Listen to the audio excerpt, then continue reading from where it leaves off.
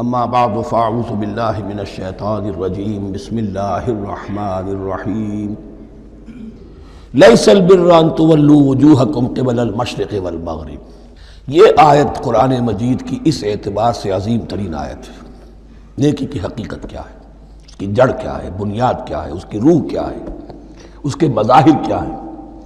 مظاہر میں اولین شے کون سی ہے، ثانیاً کون سی ہے، ثالثاً کون سی ہے، اور اس پر ایک پورا علم الاخلاق جو قرآن کا ایک مکمل کتاب تصنیف کی جا سکتی ہے۔ ایتھکس، قرآنک ایتھکس کے لیے یہ آیت ایک یوں سمجھیے کہ جڑ اور بنیاد ہے۔ لیکن یہ سمجھ لیں کہ یہ آیت یہاں آئی کیوں ہے۔ پس منظر میں وہی تحویل قبلہ بھی ہے۔ تحویل قبلہ کے 4 رکوع 15، 16، 17، 18 یہ تو سالڈ ہے۔ اس سے پہلے 14ویں رکوع میں آیت تھی للہ المشرق والمغرب فأینما تولوا فثم وجہ اللہ۔ ادھر بھی پھر اتنی آیتیں چھوڑ کر پھر یہی لیس البر ان تولوا وجوہکم قبل المشرق والمغرب۔ نیکی یہی نہیں ہے کہ تم اپنے چہرے مشرق اور مغرب کی طرف پھیر دو۔ یہ نہیں کہا یہ نیکی نہیں ہے، نیکی یہی نہیں ہے، یہ بھی نیکی ہے۔ جو ظاہر ہوگا نیکی کا وہ بھی نیکی ہے، لیکن اصل شے اس کا باطن ہے۔ باطن صحیح ہے، نیک ہے تو حقیقت میں نیکی نیک ہے، ورنہ نہیں۔ وَلَٰكِنَّ الْبِرَّ، بلکہ نیکی تو اس کی ہے۔ اب یہاں سے شروع ہوا جو نیکی کی جڑ ہے، بنیاد ہے۔ من آمن باللہ والیوم الآخر والملائکۃ والکتاب والنبیین، سب سے پہلے ایمان، تاکہ تصحیح نیت ہو جائے۔ یہ جو ایمان لائے اللہ پر، یعنی جو نیکی کر رہا ہے صرف اللہ سے اجر کا طالب ہے، والیوم الآخر، اور قیامت کے دن پر کہ اس کا کوئی اجر دنیا میں نہیں، صرف آخرت میں مطلوب ہے۔ ورنہ آدمی سوداگری کرے، دکانداری کرے، کپڑا بیچے، کچھ اور بیچے، دین تو نہ بیچے۔ دین کا کام کر رہا ہے تو اس کے لیے سوائے اخروی نجات کے اور سوائے اللہ کی رضا کے کوئی اور شے مقصود نہ ہو۔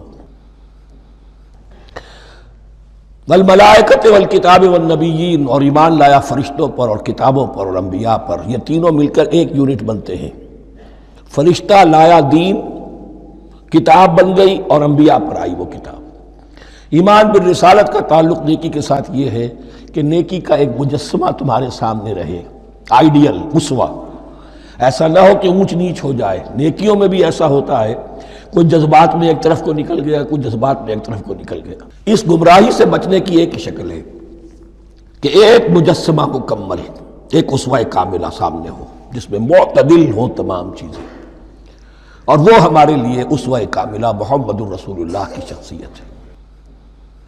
نیکی کے ظاہر کے لیے ہم انہیں معیار سمجھیں گے، جو شے جتنی ان کی سیرت میں ہے اس سے زیادہ نہ ہو، اس سے کم نہ ہو۔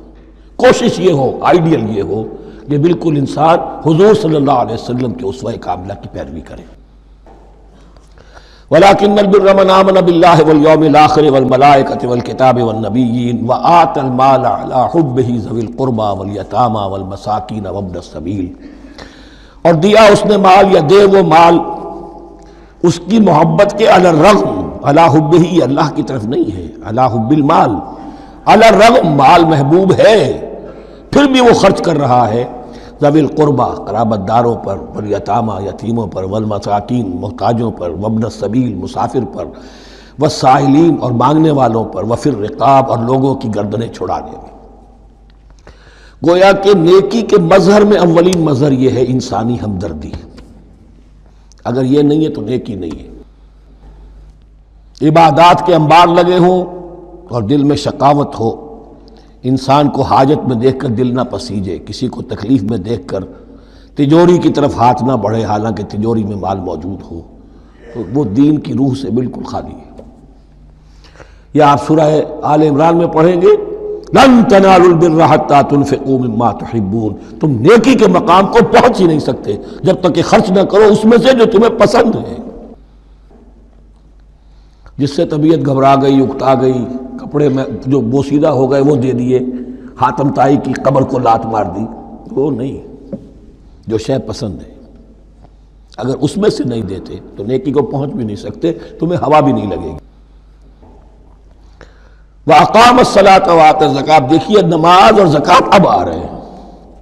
یہ ہے حکمت دین کہ ایک ہے روح دین، وہ ہے ایمان، اور جو اس کے مظاہر ہے، مظہر اول انسانی ہمدردی، نمبر دو ہے پھر نماز اور زکوٰۃ، اور یہاں زکوٰۃ کو علیحدہ ذکر کیا ہے، اور اس آیت کا حضور نے حوالہ دیا ان فی المال لحق سوی الزکاۃ۔ دیکھو کچھ لوگوں نے سمجھا بس ہم نے زکوٰۃ نکال دی تو حق ادا ہو گیا پورا، بڑی بے وقوفی ہے۔ مال میں حق ہے زکوٰۃ کے سوا بھی، اور اب آپ نے یہ آیت پڑھی، دیکھو اس آیت میں کیا ہے، زکوٰۃ کا تذکرہ بعد میں ہو رہا ہے، وَآتَ الْمَالَ عَلَىٰ حُبِّهِ ذَوِي الْقُرْبَىٰ وَالْيَتَامَىٰ وَالْمَسَاكِينَ وَابْنَ السَّبِيلِ وَالسَّائِلِينَ وَفِي الرِّقَابِ وَأَقَامَ الصَّلَاةَ وَآتَى الزَّكَاةَ۔ اس کی کیا حکمت ہے کہ ایمان کو تر و تازہ رکھنے کے لیے نماز ہے، اقم الصلاۃ لذکری، اور انسانی ہمدردی میں مال خرچ کرنے کے جذبے کو پروان چڑھانے کے لیے، برقرار رکھنے کے لیے زکوٰۃ ہے۔ اتنا تو دو نا کم سے کم، بوتل کا منہ تو کھلے، کارک تو نکلے اس کا، اگر بوتل کا کارک نکل جائے گا تو شاید اس میں سے کچھ شربت اور بھی نکل آئے، تو زکوٰۃ ہے تو کارک کے مانند 2.5% ہے، کیا ہے، لیکن یہ کہ اس سے پھر کچھ اور بھی نکلے گا۔ جو زکوٰۃ بھی نہیں دیتا اس نے کیا کرنا؟ وَالْمُوفُونَ بِعَهْدِهِمْ إِذَا عَاهَدُوا، اور وہ کہ جو اپنے عہد کو پورا کرنے والے ہیں جب کوئی عہد کر لیں۔ سب سے بڑا عہد اللہ سے کیا، لست بربکم قالوا بلا، پھر عہد شریعت کا ہے کہ جو ہم نے کیا اللہ کے ساتھ، پھر آپس میں جو بھی معاہدے ہو جائیں، اور معاملات انسانی سارے کے سارے معاہدات کی شکل میں۔ شوہر اور بیوی کا معاملہ بھی ایک معاہدہ ہے، marriage is a social contract. شوہر کی ذمہ داریاں ہیں، اس کے فرائض ہیں، بیوی کی ذمہ داریاں اس کے فرائض ہیں، شوہر کے حقوق ہیں، بیوی کے حقوق ہیں، پھر جو بھی امپلائر امپلائی ریلیشن شپ ہے معاہدہ ہے، کانٹریکٹ ہے۔ جو ہمارا آپ کا پولیٹیکل سسٹم ہے وہ بھی معاہدوں کے اوپر مبنی ہے، بڑا بزنس جو ہے وہ کانٹریکٹ میں چلتا ہے۔ تو اگر ایک چیز پیدا ہو جائے کہ جو عہد کر لیا ہے اسے پورا کرنا ہے، تو ساری اسٹریم لائننگ ہو جائے گی تمام معاملات کی۔ وَالْمُوفُونَ بِعَهْدِهِمْ إِذَا عَاهَدُوا وَالصَّابِرِينَ فِي الْبَأْسَاءِ وَالضَّرَّاءِ وَحِينَ الْبَأْسِ، اور خاص طور پر صبر کرنے والے فقر و فاقہ میں، جنگ کی حالت میں اور تکلیف میں۔ یعنی ایک نیکی ہے بدھ مت کے بھکشوؤں کی نیکی، ایک نیکی یہ ہے، یہ نیکی باطل کو چیلنج کرتی ہے، یہ نیکی خانقاہوں تک محدود نہیں ہوتی، یہ نیکی صرف انفرادی سطح تک محدود نہیں رہتی۔ جو نیکی اللہ چاہتا ہے وہ یہ ہے کہ اب باطل کا سر کچلنے کے لیے میدان میں آؤ، اور جب باطل کا سر کچلنے کے لیے میدان میں آؤ گے تو خود بھی تکلیفیں اٹھانی پڑیں گی۔ صحابہ کرام کو بھی جانیں دینی پڑی ہیں، سینکڑوں صحابہ نے جام شہادت نوش کیا۔ تو آخری چوٹی کیا ہے؟ گویا کہ سمم بونم جس کو کہتے ہیں ایتھکس کے اندر، کہ اس نظریہ اخلاق میں سب سے اونچی منزل کون سی ہے؟ وہ سمم بونم جو ہے اسلام کا، وَالصَّابِرِينَ فِي الْبَأْسَاءِ وَالضَّرَّاءِ وَحِينَ الْبَأْسِ وَلَا تَقُولُوا لِمَنْ يُقْتَلُ فِي سَبِيلِ اللَّهِ أَمْوَاتٌ بَلْ أَحْيَاءٌ وَلَكِنْ لَا تَشْعُرُونَ۔ وہ آیت یاد کر لیجئے، اولئک الذین صدقوا، یہ ہیں لوگ جو سچے ہیں۔ دعوت و نیکوکاری کا بہت سو کو ہے، یہ ہیں وہ لوگ کہ جو سچے ہیں۔ وَأُولَئِكَ هُمُ الْمُتَّقُونَ، اور یہی حقیقت میں متقی ہیں۔ تمہارے ذہنوں میں کوئی اور نقشے بیٹھے ہوئے ہیں، کوئی لباس ہے، وضاقتہ ہے، بس یہ بڑا متقی آدمی ہے۔ تقویٰ اس کا نام ہے، یعنی یہ پوری انسانی شخصیت کا ایک ہیولہ ہے، ایک پوری انسانیت کا ایک فرد کا نقشہ کھینچ دیا گیا کیریکٹر کا، جس کے اندر روح ایمان اور خارج میں اس ترتیب کے ساتھ دین کی یہ تقاضے اور نیکی کے یہ مظاہر موجود ہیں۔ اللہم ربنا اجعلنا منہم، اللہم ربنا اجعلنا منہم۔ اب اس کے بعد کچھ وہی جو معاملات انسانی ہیں اس پر اب بحث، جیسا کہ میں نے کہا تھا کہ ایک لڑی ہے شریعت کی، معاملات کی۔ یہ تو بڑے بڑے پھول جو تھے، آیت الآیات اور آیت البر۔ یا ایھا الذین آمنوا کتب علیکم القصاص فی القتلی، اہل ایمان تم پر لازم کر دیا گیا ہے مقتولوں کا بدلہ لینا۔ قتلہ قتیل کی جمع بھی ہے، اور مقتول سے یہ مصدر بھی ہو سکتا ہے کہ تمہارے لیے، یعنی اس معاملے میں سہل انگاری صحیح نہیں ہے۔ انسانی تمدن کی جڑ کٹتی ہے جب کسی معاشرے کے اندر انسان کا خون بہانا عام ہو جائے، تمدن کی جڑ کٹ جائے گی۔ تو قصاص تم پر واجب ہے۔ یا ایھا الذین آمنوا کتب علیکم القصاص فی القتلی الحر بالحر والعبد بالعبد والانثی بالانثی۔ ایک آزاد کی جگہ آزاد ہی قتل کیا جائے گا۔ آزاد نے قتل کیا ہے تو ظاہر بات ہے وہ آزاد ہی اس کی جگہ قتل ہوگا۔ یہ نہیں وہ کہے میرا غلام لے جاؤ، میرے 2 غلام لے لو، نہیں، والعبد بالعبد، اور عبد کی جگہ عبد ہی ہوگا، جس نے قتل کیا وہی قتل کیا جائے گا، والانثی بالانثی، اور اگر قتل کرنے والی عورت ہے تو وہ عورت ہی قتل ہوگی۔ اس میں چونکہ وہاں بہت سے رواج مختلف تھے، بہت سے معیار بھی مختلف تھے۔ اگر اوسی خزرجی کو قتل کر دے تو 1/3 خون بہا، 3 گنا خون بہا، اور خزرجی اوسی کو قتل کرے تو 1/3 خون بہا، یہ ان کا قانون تھا۔ اسی طرح یہ کہ آزاد میں اور غلام میں فرق تھا، لیکن ہماری شریعت میں اگرچہ یہ طویل بڑا مضمون ہے اور اس میں کافی فقہا کے اقوال ہیں مختلف، لیکن امام ابو حنیفہ رحمۃ اللہ علیہ کا قول یہی ہے کہ تمام مسلمان آپس میں کفو ہیں، برابر ہیں، لہذا یہاں کوئی فرق نہیں کیا جائے گا قتل کے مقدمات میں۔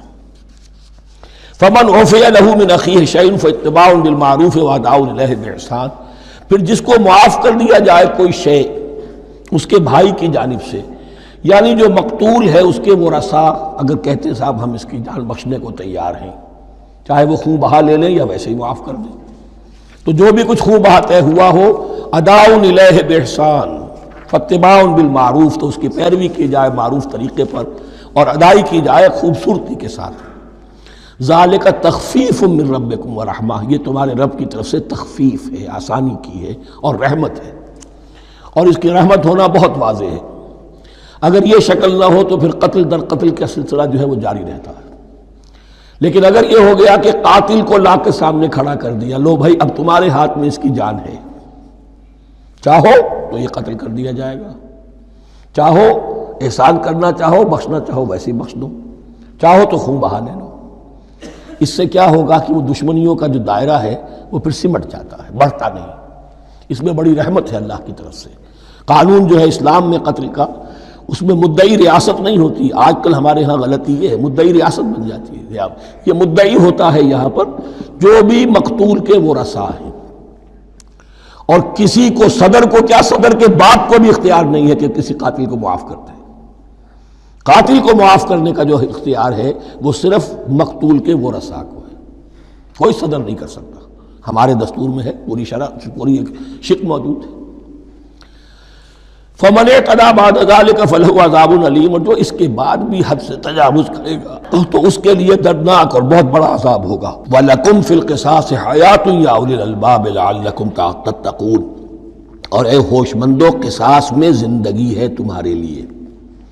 ایک روحانی تصور ہے معاف کر دینا اچھا ہے، اسلام بھی کہتا ہے ان تعفوا وتصفحوا وتغفروا فإن اللہ غفور رحیم، لیکن قتل کے مقدمات میں سہل انگاری جو ہے وہ اچھی نہیں ہے، پیروی شدت کے ساتھ ہونی چاہیے تاکہ اس سے آگے قتل کا سلسلہ بند ہو۔ وَلَكُمْ فِي الْقِصَاصِ حَيَاةٌ يَا أُولِي الْأَلْبَابِ لَعَلَّكُمْ تَتَّقُونَ، تاکہ تم بچ سکو۔ اب کتب علیکم دوبارہ آ گیا۔ یہ کتبہ کے لفظ کو سمجھ لیجئے، جہاں بھی کوئی شے فرض کی جائے گی، لازم کی جائے گی، وہ کتبہ ہے۔ اسی لیے شریعت کے لیے قرآن مجید میں جو لفظ ہے الکتاب، الکتاب اس معنی میں کہ اس میں شریعت خداوندی پوری کی پوری موجود ہے۔ کتبہ علیکم، کتبہ علیکم اذا حضر احدکم الموت ان ترک خیرا الوصیۃ للوالدین والاقربین بالمعروف، تم پر واجب کر دیا گیا، فرض کر دیا گیا، جب تم میں سے کسی کی موت کا وقت آ جائے، اگر وہ کوئی خیر مال چھوڑ رہا ہو، دولت چھوڑ رہا ہو، تو اس کے لیے فرض کر دیا گیا وصیت کرنا اپنے والدین کے حق میں اور رشتہ داروں کے حق میں انصاف کے ساتھ۔ ابھی چونکہ قانون وراثت نازل نہیں ہوا تھا، یہ ابتدائی قدم اٹھایا گیا۔ وہاں ہوتا یہ تھا جو آج بھی ہندوؤں میں ہوتا ہے، جو مر گیا اس کی ساری جائیداد کا مالک جو ہے بڑا بیٹا، چھوٹے بیٹے بھی نہیں، نہ بیٹیاں نہ بیوی، کچھ نہیں، تو سارا کا سارا مال جو ہڑپ کر جاتے تھے، کسی کو کچھ نہیں۔ یہاں یہ کہ اب پہلا ابتدائی حکم دیا گیا، لیکن یہ آیت منسوخ ہو جائے گی سورہ نساء میں جب پورا قانون وراثت آ گیا، تو اب یہ آیت منسوخ شمار ہوتی ہے۔ ناسخ وہ قانون وراثت ہے جو سورہ نساء کے دوسرے رکوع میں آئے گا۔ البتہ اس کے ایک حصے کو حضور نے باقی رکھا ہے، وہ گویا کہ سنت نے اس کے ایک جز کو برقرار رکھا ہے، اور وہ جز یہ ہے کہ مرنے والا 1/3 اپنے مال کے لیے وصیت کر سکتا ہے کسی کے لیے، 1/3 سے زیادہ نہیں، اور وارث کے لیے وصیت نہیں ہوگی، جس کی وراثت میں حق مقرر ہو چکا ہے اس کے لیے وصیت نہیں ہوگی، وہ غیر وارث کے لیے وصیت ہوگی، کسی دینی ادارے کو دینا چاہے، کسی اور کو دینا چاہے، یتیم کو، بیوہ کو، یتیم خانے کو، ٹھیک ہے، 1/3، 2/3 میں قانون وراثت کی تنفیذ ہوگی لازماً۔ تو اس آیت کا صرف اتنا حصہ باقی رکھا ہے حضور نے صلی اللہ علیہ وسلم۔ حقاً علی المتقین، یہ اللہ کا تقوی رکھنے والوں پر حق ہے، واجب ہے کہ وہ وصیت کریں کہ ہمارے والدین کو یہ مل جائے، فلاں رشتہ دار کو یہ مل جائے، باقی جو ہے جو بھی ورثاء ہیں لے جائیں۔ فمن بدلہ بعد ما سمعہ، تو جس نے بدل دیا اس وصیت کو اس کے بعد کہ اسے سنا تھا، فإنما اسمہ علی الذین یبدلونہ، تو اس کا بوجھ، اس کا گناہ انہی پر آئے گا جو تبدیل کرتے ہیں۔ جو وصیت کرنے والا تھا وہ بری ہے، اس نے صحیح وصیت کی تھی، جس نے بعد میں اس وصیت میں تحریف کی، تبدیلی کی، اس کا وبال، اس کا بوجھ انہی پر آئے گا۔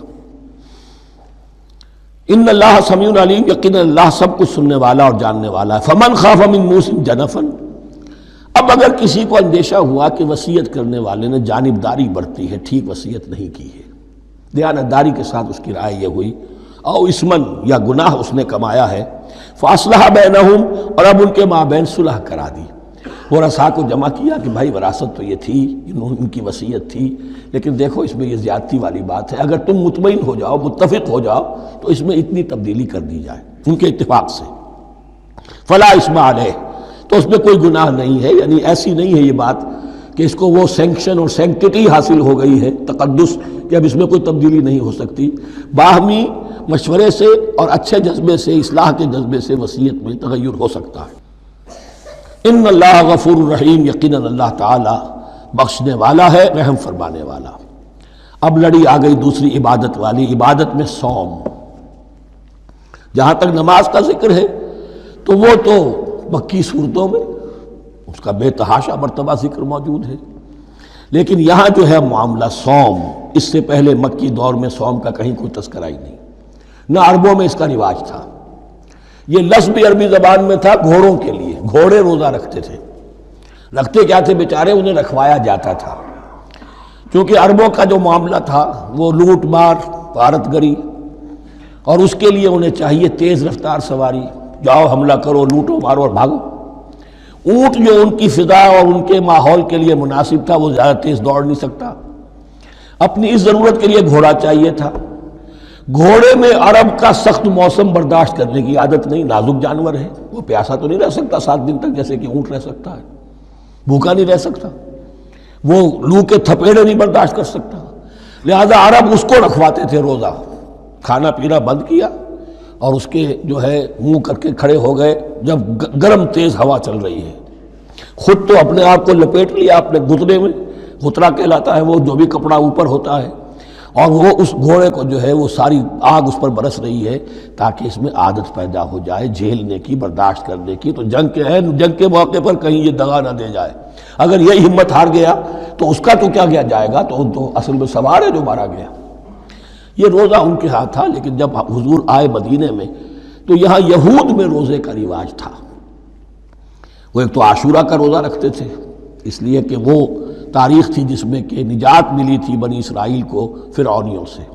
پہلے یہ کہ ہر مہینے میں 3 روزے، اب اگر 30 کے 30 روزے ایک ہی مہینے میں فرض کر دیے گئے ہوتے اور وہ ہوتے جون جولائی کے تو جان نکل جاتی۔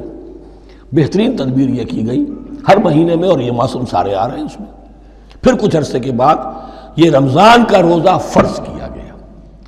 پہلا جو روزہ تھا 3 دن کا، اس میں یہ بھی تھی اجازت کہ جو اگر مسافر نہیں ہے، بیمار بھی نہیں ہے، طاقت رکھتا ہے روزہ رکھنے کی، پھر بھی روزہ نہ رکھے تو اس کا فدیہ یہ ہے کہ 1 مسکین کو کھانا کھلائے، علی الاطلاق تھا یہ۔ جب رمضان کے روزے کی فرضیت ہو گئی تو اب یہ فدیہ نہیں ہے، البتہ حضور نے اس کو باقی رکھا ایسے شخص کے لیے جو بہت بوڑھا ہے، یا کوئی خاتون بہت بوڑھی ہے برداشت نہیں کر سکتی، یا کوئی بیمار ہے، کسی سخت ایسی بیماری میں ہے کہ روزہ اس کے لیے جان کے لیے ہلاکت کا اندیشہ ہو سکتا ہے، اس کے لیے فدیہ برقرار رکھا۔ عام طور پر صحت مند شخص جو مسافر بھی نہ ہو اس کے لیے یہ رعایت ختم ہو گئی۔ یہ ہے ان آیات کی تعبیر جس پر میں پہنچا ہوں، اور بہت پہلے پہنچ گیا تھا، لیکن چونکہ اکثر مفسرین نے یہ بات نہیں لکھی ہے تو میں جھجکتا رہا، لیکن بعد میں مجھے معلوم ہوا کہ مولانا انور شاہ کاشمیری رحمۃ اللہ علیہ کی رائے یہی ہے، تو مجھے اعتماد ہو گیا، اور پھر مجھے اس کا ذکر جو ہے یہ تفسیر کبیر میں امام راضی کے ہاں بھی مل گیا کہ متقدمین کے ہاں یہ رائے موجود تھی کہ پہلی 2 آیتیں جو ہیں اس روزے سے متعلق یہ رمضان کے روزے سے متعلق نہیں ہیں، بلکہ وہ 3 ہر مہینے کی 13، 14 اور 15 ایام 20 کے روزے حضور نے بعد بھی رکھے ہیں نفلاً، لیکن شروع میں یہ 3 روزے رکھنے کا حکم دیا گیا تھا۔ پہلی 2 آیتیں اس 6 آیتوں پر مشتمل رکوع، اور یہ ایک عجیب مقام ہے۔ قرآن مجید کے احکام بہت دفعہ ہے، نماز کے احکام قرآن میں بہت دفعہ ہیں، کہیں وضو کا ہے، کہیں تیمم کا ہے، کہیں اور نماز خوف کا ہے، مختلف جگہوں پر، لیکن صوم کی عبادت پر یہ 6 آیات کامل ہیں، مکمل ہیں، اس کی حکمت، اس کی غرض و غایت، اس کے احکام سب کے سب اس میں آ گئے۔ اب پہلی 2 آیتیں کون سی ہیں؟ یا ایھا الذین آمنوا کتب علیکم الصیام کما کتب علی الذین من قبلکم لعلکم تتقون، اے ایمان والو تم پر بھی فرض کیا گیا روزہ رکھنا جیسے کہ فرض کیا گیا تھا تم سے پہلوں پر، تاکہ تمہارے اندر تقویٰ پیدا ہو جائے۔ وہ جنگ کے لیے کرواتے تھے گھوڑوں کو تیار، تمہیں تقویٰ کے لیے اپنے آپ کو تیار کرنا ہے، بھوک کو قابو میں رکھ سکو، شہوت کو قابو میں رکھ سکو، پیاس کو برداشت کر سکو۔ اللہ کی راہ میں جنگ کے لیے تمہیں نکلنا ہوگا، اس میں بھوک بھی آئے گی، پیاس بھی آئے گی، اپنے آپ کو تیار کرو جہاد کے لیے۔ اور یہ بات واضح ہو جائے گی، اگلے رکوع سے قتال کی بحث شروع ہو جائے گی۔ روزے کی یہ گفتگو ہو رہی ہے تمہیداً قتال کے لیے، جیسے گھوڑوں کو تیار کیا جاتا تھا، صوم رکھوایا جاتا تھا قتال کے لیے۔ ایام معدودات، گنتی کے چند دن ہیں، یہ گویا کہ ثبوت ہے اس کا کہ یہ 2-3 دن سے زیادہ، معدود جو ہے وہ عربی زبان میں 9 سے زیادہ نہیں ہو سکتا۔ معدودہ جب آئے گا، ایام معدودات، یہ جمع جو ہے جمع قلت کہلاتی ہے۔ معدودات، معدودہ بڑی سے بڑی رقم ہو سکتی ہے، لیکن معدودات جمع قلت ہے۔ گنتی کے چند روز ہیں۔ فمن کان منکم مریضا، ان میں بھی یہ رعایت ہے کہ جو تم میں سے بیمار ہو، او علی سفر، یا سفر پر ہو، فعدۃ من ایام اخر، تو وہ تعداد پوری کر لے دوسرے دنوں میں۔ وعلی الذین یطیقونہ، اور جو اس کی طاقت رکھتے ہوں، فدیۃ طعام مسکین، وہ فدیہ دیں، 1 مسکین کا کھانا کھلانا۔ ان آیات کی تفسیر میں جیسا کہ میں نے عرض کیا مفسرین کے بہت سے اقوال ہیں، اب میں ان کی بحث میں نہیں جا سکتا، جو میں نے اپنے مطالعے کے بعد رائے قائم کی ہے میں صرف وہی بیان کر رہا ہوں کہ اس وقت، اور یہ امام راضی کے الفاظ ہیں کہ یہ فرضیت علی تعیین نہیں تھی بلکہ علی تخییر تھی۔ فرض تو ہے روزہ، لیکن اس کا بدل بھی دیا جا رہا ہے، اگر تم نہیں رکھنا چاہتے تو تم 1 مسکین کو کھانا کھلا دو۔ تو گویا کہ تدریجاً انہیں لانا تھا، چونکہ اس بات کے وہ پہلے سے عادی نہیں تھے۔ فمن تطوع خیرا فهو خیر اللہ، اور جو اپنی جی سے، اپنی مرضی سے خیر کرنا چاہے تو اس کے لیے خیر ہے، روزہ بھی رکھے اور مسکین کو کھانا بھی کھلائے، دونوں کام کرے، تو اس میں کوئی رکاوٹ تو نہیں، اس کے لیے بہتر ہوگا۔ وَأَن تَصُومُوا، اور دیکھو اگر روزہ رکھو، خیر لکم ان کنتم تعلمون، یہ تمہارے لیے بہتر ہے اگر تم جانو۔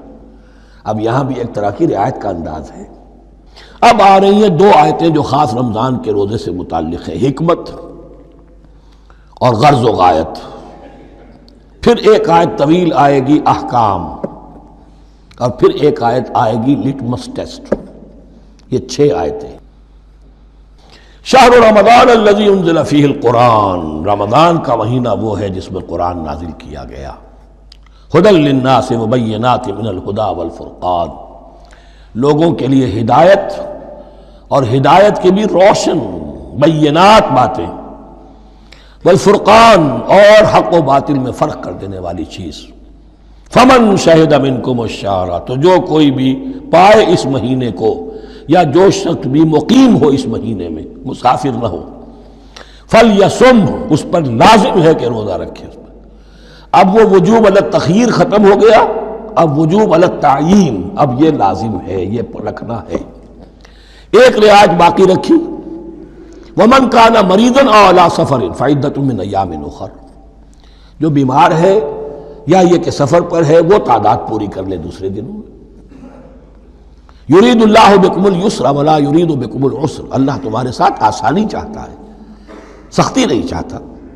یہ لوگ اپنے اوپر سختیاں جھیلتے ہیں، شدید جو ہے سفر کے اندر بھی روزہ رکھے ہوئے ہیں، حالانکہ یہاں اجازت دی ہوئی ہے۔ یہ بلکہ حضور نے ایک مرتبہ ایک سفر میں کافی سرزنش کی، کچھ ایک جہاد اور قتال پہ نکلے تھے، لیکن کچھ لوگوں نے اس سفر میں بھی روزہ رکھ لیا۔ نتیجہ یہ ہوا کہ سفر کے بعد جہاں منزل میں اب جا کر خیمے لگانے تھے وہ نڈھال ہو کر گر گئے، جن لوگوں کا روزہ نہیں تھا انہوں نے پھر وہ خیمے لگائے، منزل کا کام کیا۔ تو حضور نے فرمایا کہ لیس من البر الصیام فی السفر، روزے رمضان اس میں سفر میں روزہ رکھنا کوئی نیکی کا کام نہیں ہے۔ لیکن ہمارا تصور اور ہے، 105 بخار چڑھا ہوا ہے، روزہ نہیں کھولوں گا میں، روزہ تو میں نے رکھا ہوا ہے، یا روزہ تو میں نہیں چھوڑوں گا۔ حالانکہ جہاں رعایت اللہ کی ہے اس رعایت سے فائدہ نہ اٹھانا ایک طرح کا کفران نعمت ہے۔ وَلِتُكْمِلُوا الْعِدَّةَ، لیکن تمہیں عدت اور تعداد اب پوری کرنی ہوگی۔ وہ جو تھی ایک رعایت کہ فدیہ دے کر فارغ ہو جاؤ، وہ نہیں ہے۔ وَلِتُكَبِّرُوا اللَّهَ عَلَىٰ مَا هَدَاكُمْ، اور تاکہ تم تکبیر کرو اللہ کی اس پر کہ جو اس نے ہدایت تمہیں عطا فرمائی۔ وَلَعَلَّكُمْ تَشْكُرُونَ، اور تاکہ تم شکر کر سکو اس نعمت عظمیٰ کا جو قرآن حکیم کی شکل میں تمہیں دی گئی ہے۔ اس موضوع پر میرا کتابچہ عظمت صوم اور عظمت صیام و قیام قرآن، اس میں یہ سارے مضامین تفصیل سے آئے ہیں، کیا حکمت ہے، کیا غرض و غایت ہے، کیا مقصد ہے، اور آخری منزل کیا ہے، وَإِذَا سَأَلَكَ عِبَادِي عَنِّي فَإِنِّي قَرِيبٌ۔ مطلوب تو یہ ہے کہ تمہارا جو یہ جسم حیوانی ہے یہ کچھ کمزور پڑے، روح ربانی جو تم میں پھونکی گئی ہے اسے تقویت حاصل ہو۔ دن میں روزہ رکھو، اس حیوانی وجود کو ذرا کمزور کرو، دباؤ اس کے تقاضوں کو، رات کو کھڑے ہو جاؤ، اللہ کا کلام سنو اور پڑھو، تاکہ تمہاری روح کی آبیاری ہو، اس پر آب حیات کا ترشح ہو۔ نتیجہ کیا نکلے گا؟ تمہارے اپنے اندر سے ایک پیاس ابھرے گی، وَإِذَا سَأَلَكَ عِبَادِي عَنِّي فَإِنِّي قَرِيبٌ، تقرب الی اللہ کا جذبہ پیدا ہوگا۔ تو اے نبی، جب میرے بندے، ایسے بندے آپ سے میرے بارے میں سوال کریں، ان کو بتا دیجئے میں قریب ہوں، دور نہیں ہوں۔ یہ حقوق انسانی کا میرے نزدیک دنیا میں سب سے بڑا میگنا کارٹا ہے۔ اللہ اور بندے کے درمیان کوئی فصل نہیں ہے، فصل اگر ہے تو تمہاری اپنی خباثت ہے۔ اگر تمہاری نیت میں فساد ہے، حرام خوری تو کرنی ہی کرنی ہے، تو اب کس منہ سے اللہ سے دعا کرو گے؟ پھر جاؤ گے کسی پیر کے پاس، آپ دعا کر دیجئے، یہ نذرانہ حاضر ہے؟